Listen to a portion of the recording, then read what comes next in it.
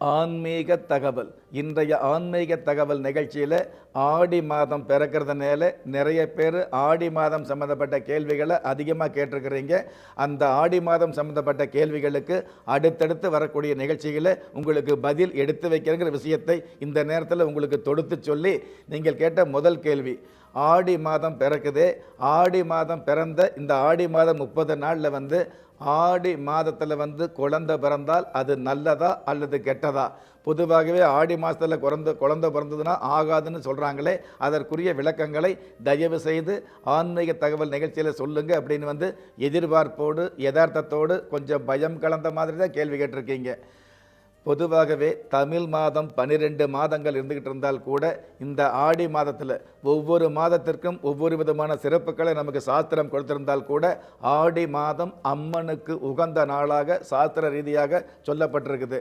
அதே மாதிரி ஆடி மாதத்தில் பார்த்தீங்க அப்படின்னா தெய்வ சம்பந்தப்பட்ட நற்பணிகளுக்கு தெய்வ காரியங்களுக்கு உகந்ததொரு மாதமாகவும் இந்த ஆடி மாதத்தை சான்றோர்கள் நமக்கு சத்தியமாக நிச்சயமாக சொல்லி வச்சிருக்காங்க.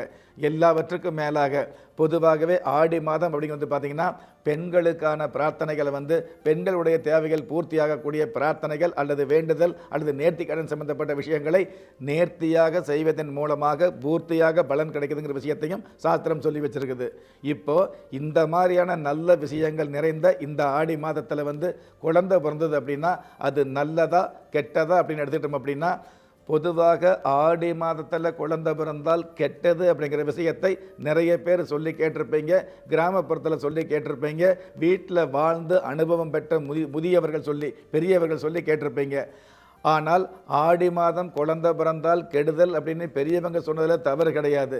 ஆனால் அதே ஆடி மாதத்தில் ஆடி 1ஆம் தேதியிலிருந்து 18 தேதிக்குள்ளே குழந்தை பிறந்தது அப்படின்னா அந்த குழந்தை நிறைய சிரமங்களை பட்டு தன்னுடைய முயற்சி மூலமாகத்தான் சமூகத்தில் வளர்ச்சி என்ற அந்தஸ்தை தொட முடியும்.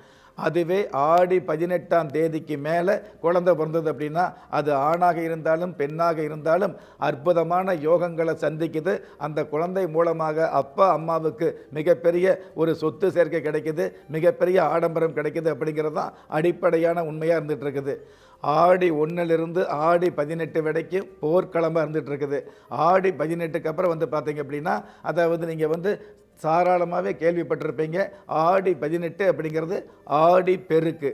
அந்த ஆடி 18ஆம் தேதியிலிருந்து ஆடி 31 தேதிக்குள்ளே குழந்தை பிறந்தது அப்படின்னா கண்டிப்பாக செல்வத்தை பெருக்கக்கூடியதாக, கௌரவத்தை பெருக்கக்கூடியதாக, கடன் தொல்லையிலிருந்து விடுவிக்கக்கூடியதாக, சொந்த பந்தங்களுக்கு முன்னாடி பெருமையான அல்லது ஆடம்பரமான வாழ்க்கை அமைகிறதுக்கான நல்ல சந்தர்ப்பமாக நல்ல யோகமாக அமையும். அப்படிங்கிறது தான் ஆடி மாதத்தில் குழந்தை பிறந்தால் எந்த மாதிரியான பலன் அப்படிங்கிறத இந்த நிகழ்ச்சி மூலமாக மகிழ்ச்சியோடு தெரிஞ்சுக்கலாம்.